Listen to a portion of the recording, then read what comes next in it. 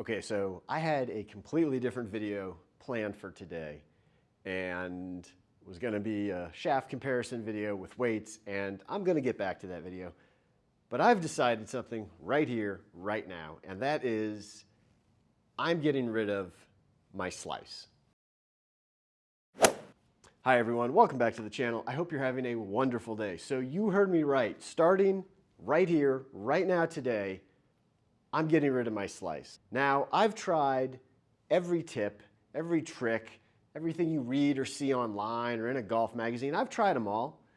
None of them seem to stick. So I am taking this upon myself, using the tools that I have here at Elite Fit Golf to figure out a way to get rid of my slice. Because look, I understand the golf swing. I know exactly what makes the golf ball slice. I know exactly why I slice the golf ball. But knowing it and finding a way to have that translate into muscle memory and into some sort of feedback that you can take and actually build on, well, that's a different thing altogether.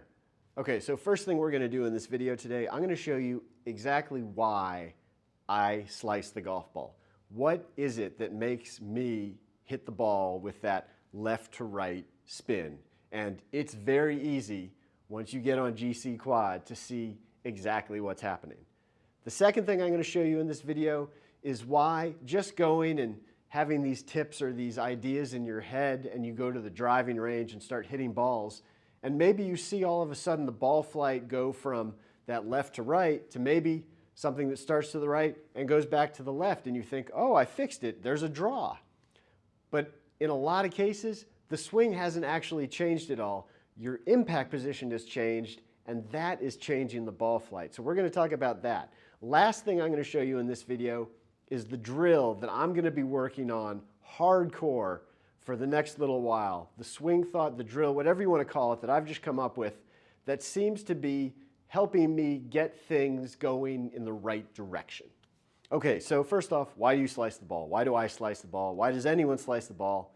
It's the same answer for every single person, basically, which is your golf club's path coming through the ball is from out to in, or it's over the top. Basically, it's just, if this is the golf ball, the club head comes from the outside and cuts across it to the inside, and that is where all the slicing, all the fading comes from.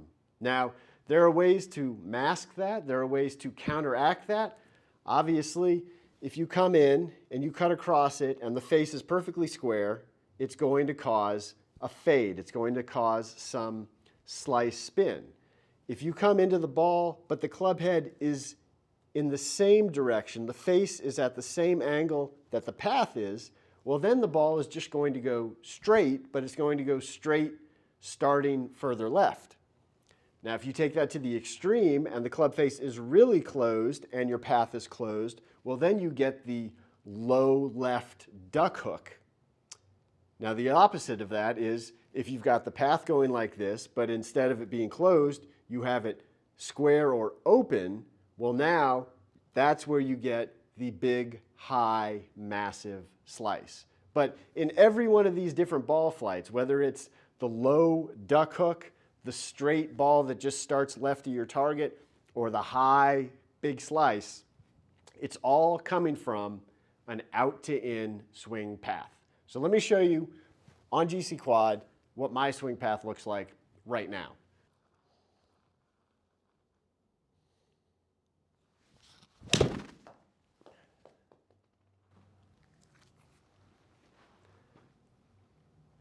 Okay, that ball was hit pretty solid. Right here, club path, out to in, 1.2 degrees, which isn't terrible, honestly, for me. It can get a lot worse, and it does get worse as the club gets longer. And what you see right here from this shot is, well, my path was out to in, but my club face was also slightly closed. So it essentially is a straight ball that just started a little bit left.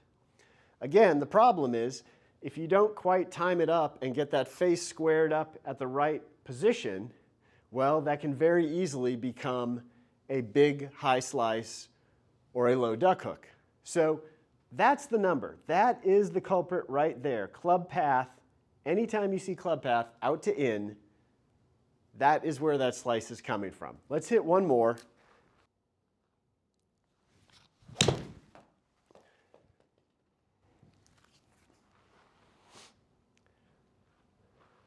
Pretty similar ball in the end. Again, 1.3 degrees out to in. Not horrible, but with a 7-iron, if you get 1.3 degrees, let's say, as the club gets longer, at least for me and for most people, that number will keep getting bigger. So your 1.3 out to in will quickly become 3 degrees out to in or more. And when you start getting that amount, well then, you really start to have issues if you aren't getting that club face squared up at impact. And you're never going to fix your slice unless you take care of that out to in swing path. So one, if we just take those shots I just hit, and if say you hit those on the range and you don't have all the numbers that we're getting here from GC Quad, you might look at that and think, well, that's not a slice. It's, it started a little left and it drew. And if you don't know exactly where you're aiming, well, you might not even realize that it started left. You might think you were on line, so you might just think that was a draw. But obviously, when we have it on GC Quad, we can see there's our start line versus our target line. There's a problem. The other issue, and we'll see if I can do this on camera, comes down to where you make impact with the head, because when we start talking about especially woods, we get gear effect. And gear effect can really cover up some issues with swing path. Okay, I'm going to try and get this to do what I want it to do, which will be a pretty impressive feat, but we're going to see if I can fake one out here.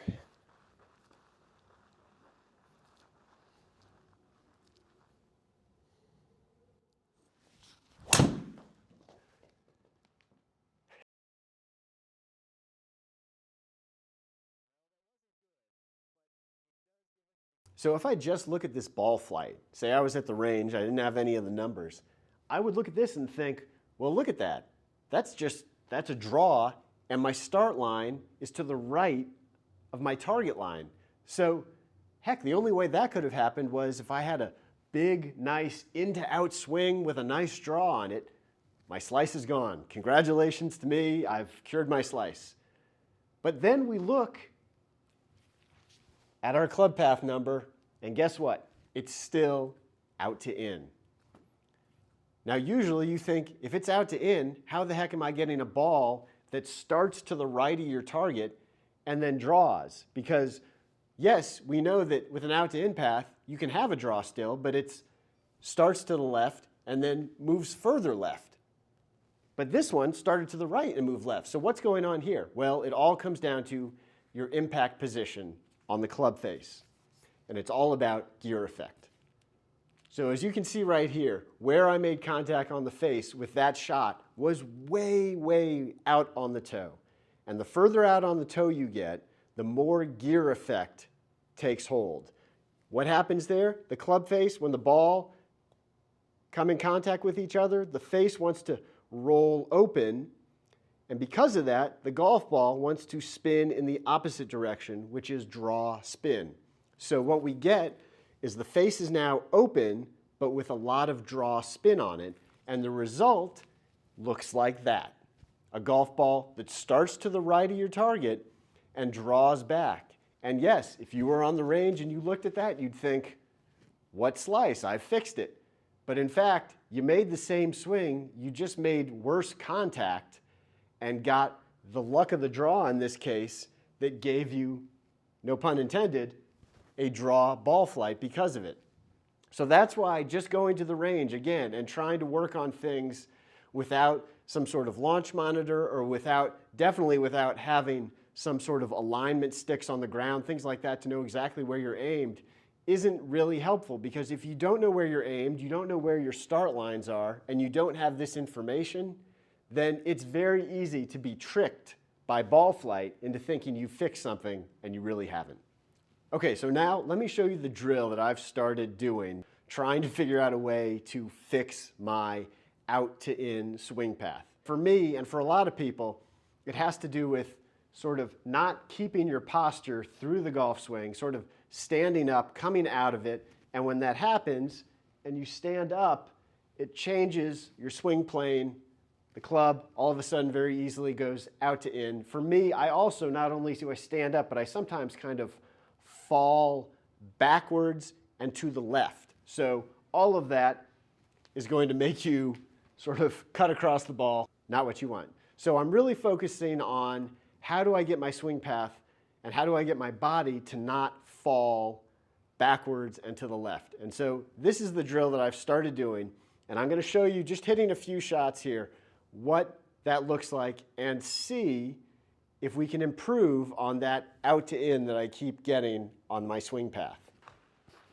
All right, so very simply what I'm doing here is I'm going to be making golf swings, hitting golf balls.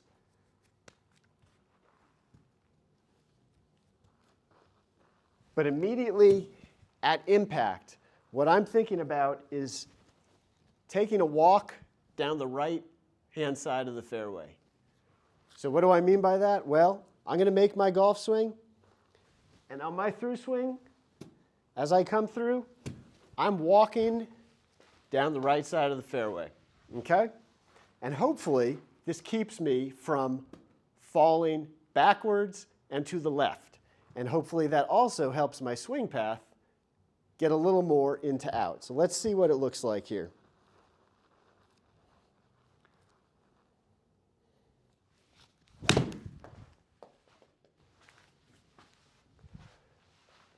Now, I'm not concerned about contact right now. That is not by any means on the top of my list. I mean, you're kind of walking out of a shot, so getting good, consistent impact is not necessarily going to be what we're looking for here. But what we are looking for here, and what you can see right here, this right here, this is the golden number that we want, into out, 2.3 degrees into out right there. Let's do another one. Again, same thing, making a golf swing, but after impact, I'm taking a walk down the right-hand side of the fairway.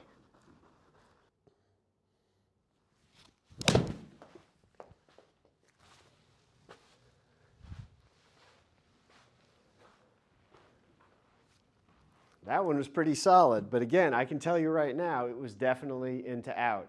Look at that right there, 2.9 degrees into out. That is what we're talking about. Let's do one more.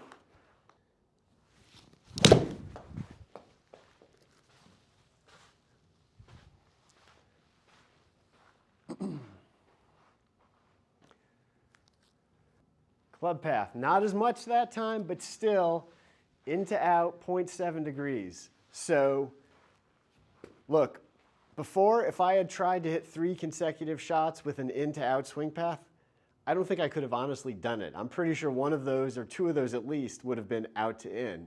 And again, if you don't have some sort of launch monitor, if you aren't able to see where your start line is versus your target line, it's going to be really difficult. But as you can see here, when we start working on it with the launch monitor and really focusing in on getting that swing path, focusing, diving right down on the swing path. That's where it all stems from, and that's what's so important, and that's what you have to fix. If you don't fix that, anything else isn't going to work or is just fooling you based on something else like gear effect into thinking that maybe you fixed it, but you haven't. You have to stem the root cause, which is out to in swing path. Again, this was video number 1. Next video, I'm going to be working on this a lot. I'm going to spend a lot of time with this drill. Next time, we're going to see if all these drills and all these repetitions will translate when I go to actually start hitting regular shots with my irons, and even more so with my woods. Because again, whatever that out to in number was with my irons, it usually ends up creeping up a lot higher with the woods. If you enjoyed this video, please go down below, like, comment, subscribe, and hit that bell icon so you'll be alerted when I post new videos. We will see you again in a little while, hopefully with a lot more right to left ball flight. We'll find out what happens. I'll see you next time. Bye.